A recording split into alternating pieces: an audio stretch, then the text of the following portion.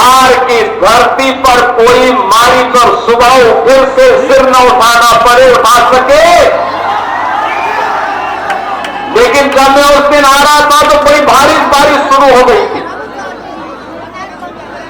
और मैं सोचता था कि कोई सभा में होगा नहीं, लेकिन रघुनाथपुर की सभा में वहां के युवाओं की, यहां के नागरिकों की, यहां के अन्नदाता किसानों की, यहां की माताओं बहनों के उत्साह को देख करके मैं कह सकता था कि सिवान की सभा में उससे भी बड़ा सैलाब आने वाला है।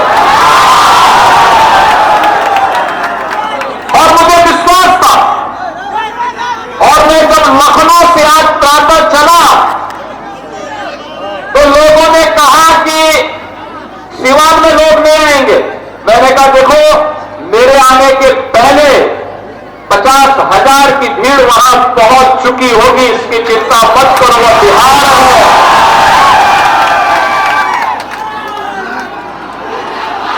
ये छोटे मोटे आंधी तूफानों से कोई बिहार के वासियों से टकरा नहीं सकता है।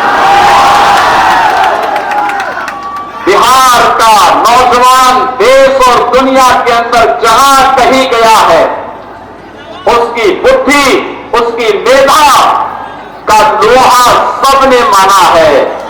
लेकिन अब समय आ गया है, समय आ गया है। पिछले 20 वर्ष में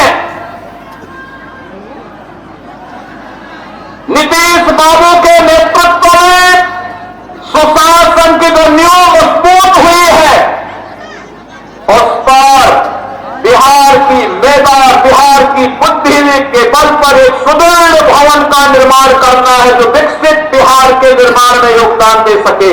और इसके लिए आपका आह्वान करने के लिए आज मैं वापस यहां पर आपके बीच आया हूं। बहनों और भाइयों, ये सचमुच जब हर व्यक्ति घबरा रहा है बारिश में क्या होगा, तब भी आपने उत्साह दिखाया, आपने दिखाया। सचमुच ये अभिनंदनीय है, स्वागत योग्य है। और इसीलिए मैं आप सभी का, सिवान वासियों का हृदय से अभिनंदन करता हूं, स्वागत करता हूं। बहनों और भाइयों, आपने देखा होगा कहीं कोई मजमा लगता है ना, तो मजमा में बहुत सारे लोग आ चुके होते हैं। अपने अपने तरीके से वे वहां पर लोगों की आंखों में धूल झोंकने का काम करते हैं। लेकिन याद रखना, जिन लोगों ने बिहार के सामने पहचान का संकट खड़ा किया था, जिन लोगों के कारण सिवान वासी भय और दहशत के माहौल में जीने के लिए मजबूर हुए थे,